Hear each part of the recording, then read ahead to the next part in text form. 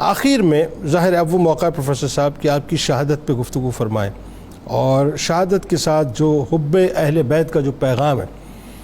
شہنشاہ وفا تو پیغام دے گئے صاحب کہ ہمارا جینا ہمارا مرنا صرف حب اہل بیت میں ہی ہونا چاہیے، بتائیے۔ جنید بھائی، جس وقت یہ قافلہ مدینہ طیبہ سے چلا تھا تو اس وقت حضرت ام البنین رضی اللہ تعالیٰ عنہ نے بطور خاص، باوجود اس کے کہ چاروں بیٹے بھیجے تھے، لیکن حضرت عباس رضی اللہ تعالیٰ عنہ کو خاص وصیت فرمائی کہ تمہاری موجودگی میں حسین ابن علی کو کوئی نقصان نہیں پہنچنا چاہیے۔ اور آپ نے اس بات کو ثابت کیا، جو جملہ آپ نے شب عاشور میں یہ کہا تھا کہ آپ دنیا سے چلے جائیں اور ہم آپ کے بعد موجود ہوں، میں وہ دن نہیں دیکھنا چاہتا۔ جس وقت کثرت کے ساتھ شہادتیں ہو گئی، جانثاران امام علی مقام شہید ہو گئے، تو آپ نے اپنے بھائی کی خدمت میں عرض کیا، یا اہی حل من رخصتی ہی، کیا اب مجھے اجازت ہے کہ میں میدان کربلا میں جاؤں؟ تو امام علی مقام نے جواباً کہا، یا اہی انت صاحب اللوائی، میں آپ کو کیسے اجازت دوں کہ آپ میرے علمبردار ہیں اور میرا پرچم آپ نے اٹھا رکھا ہے، اس سے یہ تدبیر کمزور ہو جائے گی۔ اس دوران آپ نے حضرت سیدہ سکینہ کی وہ آواز سنی، پیاس کی، پانی کی طلب کی، اس پر آپ روانہ ہوئے۔ یہاں پھر وہی بات ہے کہ رشتوں کے احترام اور رشتوں کا تقدس یہاں سے سمجھ آتا ہے۔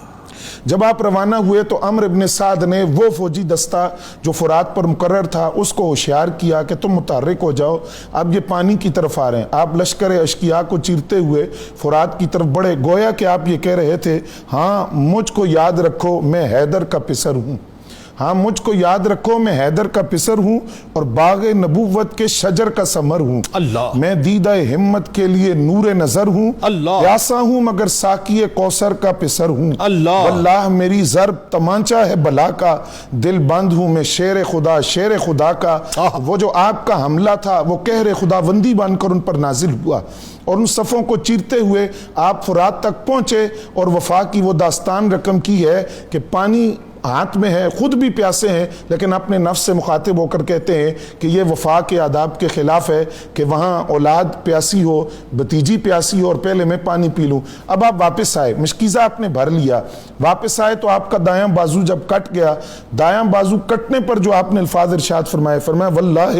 ان قطعتی یمینی انی احامی ابدا عن دینی، اگرچہ میرا بازو کٹ گیا ہے اس کے باوجود میں دین حق کی ہمیشہ مدد کرتا رہوں گا اور اسی دین حق کا حامی رہوں گا۔ دوسری بات آپ نے فرمائی، وَعَنْ امام الصادق الیقین نجل النبی الطاہر الامین، فرمایا بے شک ہمارے امام وہ ہیں جو خیمہ میں بیٹھے ہیں، امام علی مقام امام حسین رضی اللہ تعالیٰ عنہ، اور ان کا تعلق اس ذات کے ساتھ ہے جو طاہر اور امین نبی کی ذات ہے، لہٰذا میں تو ان کے ساتھ رہوں گا۔ دوسرا بازو بھی کٹ گیا، سینے میں تیر لگا اور آپ زمین پر آئے تو امام علی مقام کو آپ نے آواز دے کر فرمایا کہ میں آپ کو آخری سلام کہتا ہوں۔ امام علی مقام آئے، آپ نے حضرت عباس کو اپنی گود میں لیا اور ان کے چہرے سے غبار کو صاف کیا تو انہوں نے روتے ہوئے عرض کیا کہ اب میں تو دنیا سے جا رہا ہوں اور جو عمل آپ میرے ساتھ کر رہے ہیں اب آپ کے چہرے سے غبار کون صاف کرے گا؟ حضرت عباس کی جب شہادت ہو گئی تو اس پر امام علی مقام نے ایک جملہ ارشاد فرمایا،